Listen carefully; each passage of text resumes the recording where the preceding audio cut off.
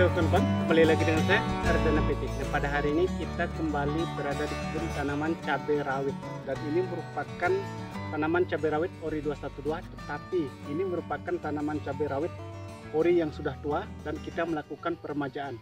Nah, dalam peremajaan ini beberapa tahap sudah kita lakukan dan hasilnya lumayan bagus kawan-kawan. Buahnya cukup lebat seperti ini. Memang ada kendala sebenarnya di dalam perawatan tanaman cabai rawit tua khususnya karena untuk melebatkan buah itu kita harus memerlukan perawatan yang ekstra, pemberian nutrisi, pemberian pupuk dan lain sebagainya, termasuk pengendalian hama penyakit yang salah satunya faktor yang utama khususnya di saat sekarang ini yaitu musim penghujan, yaitu faktor utama yang sangat harus kita perhatikan adalah kerontokan bunga dan buah. Nah, inilah yang harus kita lakukan agar bagaimana caranya agar bunga yang sudah muncul begitu banyak dan buah-buahnya sudah ada agar tidak mengalami kerontokan. Ada beberapa faktor sebenarnya penyebab kerontokan itu sehingga bisa mengalami kegagalan dalam budidaya tanaman.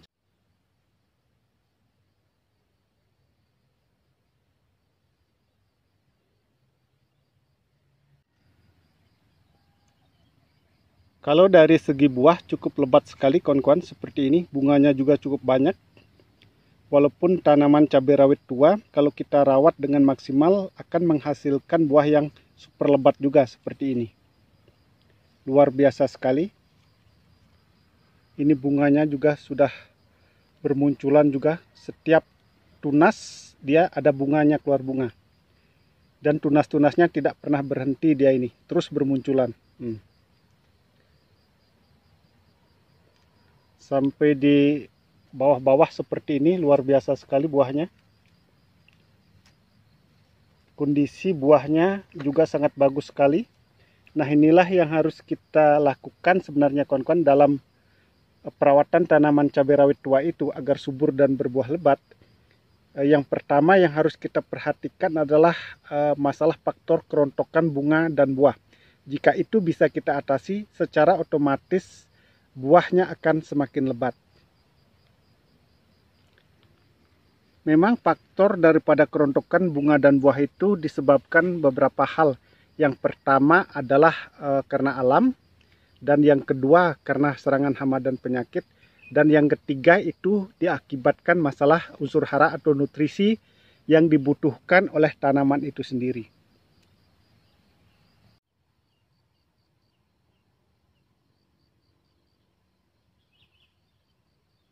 Kalau disebabkan oleh faktor alam seperti curah hujan yang cukup tinggi, itu yang terjadi adalah penyerbukan tidak terjadi secara sempurna. Nah, inilah yang mengakibatkan bunga cabai itu mengalami kerontokan. Walau bagaimanapun kita memberikan nutrisi, kalau hujannya lebat sekali, itu akan gugur juga bunganya kawan. Tetapi kalau disebabkan oleh hama penyakit, itu bisa diatasi seperti salah satunya adalah penyebabnya lalat buah. Itu lalat buah sangat rentan sekali menyerang buah cabai dalam kondisi buah yang sudah besar-besar seperti ini. Itu bisa diatasi dengan melakukan penyempraian insektisida seperti bahan aktif propiopos, asepat ataupun bahan aktif yang lainnya. Dan yang ketiga itu disebabkan karena kekurangan unsur hara atau nutrisi. Nah, ini bisa kita lakukan dengan menambah nutrisi dengan cara dikocor ataupun dispray. Nah, kali ini atau sekarang ini kita juga akan memberikan nutrisi kawan-kawan pada tanaman cabai rawit tua agar tidak mengalami kerontokan.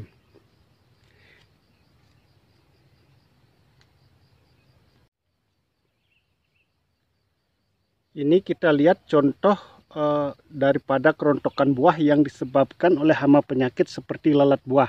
Nah, seperti ini kawan-kawan.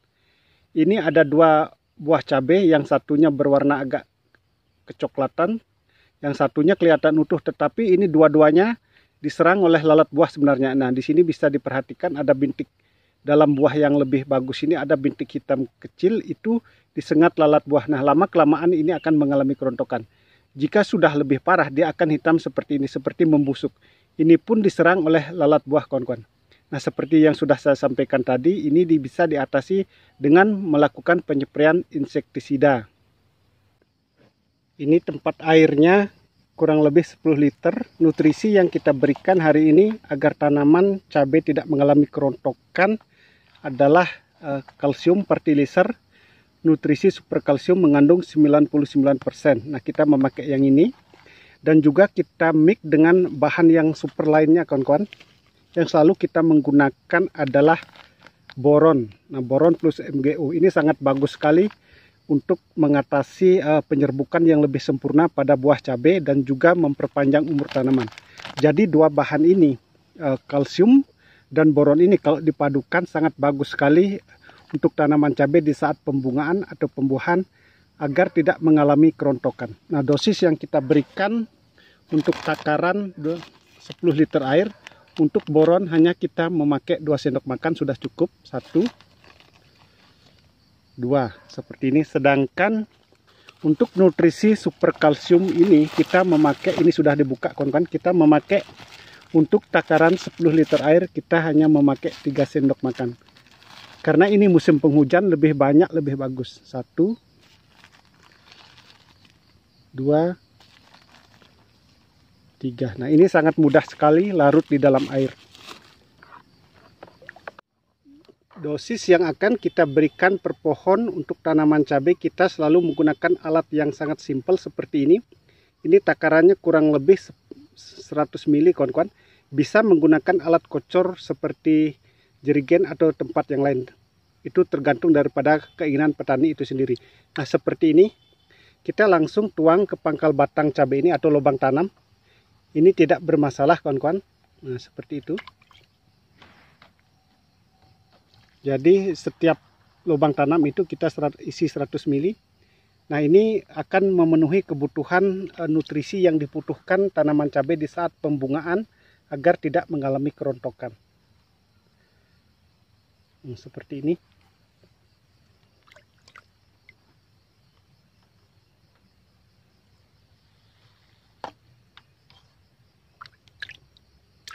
Warnanya kuning seperti ini. Gabungan dua nutrisi ini sangat bagus sekali untuk tanaman cabai di fase pembuahan.